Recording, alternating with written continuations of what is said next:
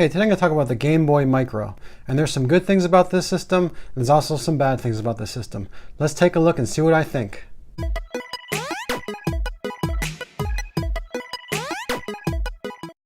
So the Game Boy Micro came out at kind of a weird time. The Game Boy Advance had already been out for a while. The Game Boy Advance SP was already out. And then there was even a Game Boy Advance SP with a brighter screen. There were a lot of different models of the Game Boy Advance, so I remember I was surprised to see that there was a new one that they introduced called the Game Boy Micro. And the first time I saw it, I thought it looked cool, but I didn't buy it right away. It wasn't until about a year after it came out that I was at the store and I saw one and I decided to just go for it because I thought it looked really cool. I liked how small it was and how portable it would be to take with me places, so I decided to buy it. So I brought it home, and when I first played it, I did like it. But then I was playing it for a while and I was like, you know what, I'm gonna go back to playing my SP now. And when I went back to playing my SP, I noticed that the screen was just so much bigger and easier to use because, you know, the Game Boy Micro, it has a really small screen, which is great because it's portable, but it's almost too small. I mean, it makes it really difficult to see the games at this size of a screen. You could see that the SP screen is a lot bigger than the micro screen. But it does have a higher resolution since it's a smaller screen, so the graphics look a little bit nicer. I also noticed it was more difficult to hold the Game Boy Micro because since it's portable, the buttons are a lot closer together. And the L and R buttons are kind of weird. If you look at the Game Boy Advance L and R buttons and the Game Boy Advance SP L and R buttons, they have more of a plasticky feel. But the Micro, it's like these metallic buttons, and you have to push it in a certain area or they won't register. So it's just not as good of a button as the previous models. And then right after Nintendo released the Game Boy Micro and they came out with the Nintendo DS, they went back to the more plastic buttons because they knew that these metallic ones weren't really that successful for them. Another thing I didn't like about the Game Boy Micro was that it didn't play Game Boy and Game Boy Color games like the Game Boy Advance and the Game Boy Advance SP did. I guess they had to strip down that functionality to get everything to fit in this small little Game Boy Micro package. The Game Boy Micro has these removable faceplates, which seems kind of cool, but they're really a pain to take off. And then the screen underneath of it, once you take them off, they're like dust magnets, so they collect all this dust and hair and stuff. And then when you put the faceplate back on, you'll see it's all trapped underneath of it. And then also I've noticed a lot of these faceplates get lost over time.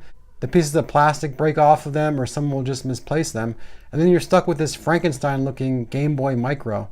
The volume buttons aren't that good either on the Game Boy Micro. I prefer sliders like in most of the other Game Boys that we had. It's just easier to control the volume, and then also the Game Boy Micro beeps every time you make the volume louder or softer. I don't really like that. Also, the power button is a little bit too small in the Game Boy Micro. It's like a switch. I don't know if you could see that really well, but it's so tiny, and it's like, could they have just made it a little bit thicker so that it's easier to feel?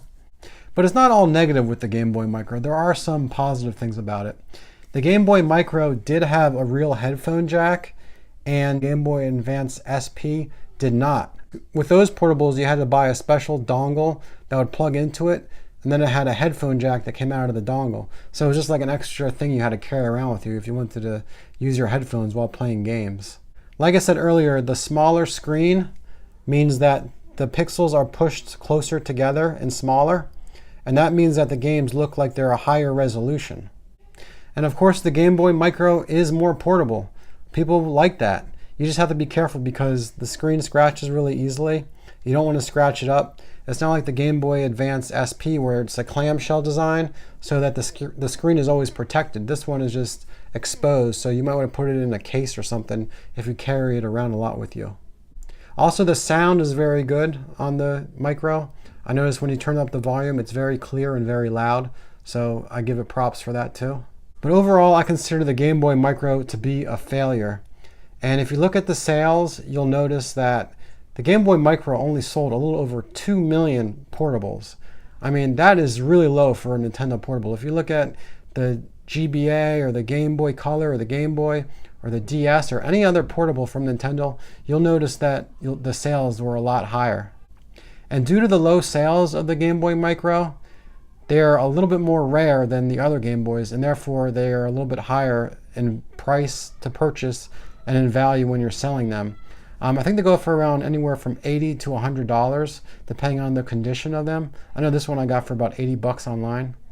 And I guess collectors will pay a little bit more for them because, if they only made 2.5 million of these things in the whole world versus like 80 million of another type of Game Boy, you're gonna have to pay a little bit more to get your hands on it. But let me know what you guys think of the Game Boy Micro. Have you ever played one? And if you have, do you like it? And are you happy with it? Thanks for watching as always. Please subscribe if you haven't already, and have a great day.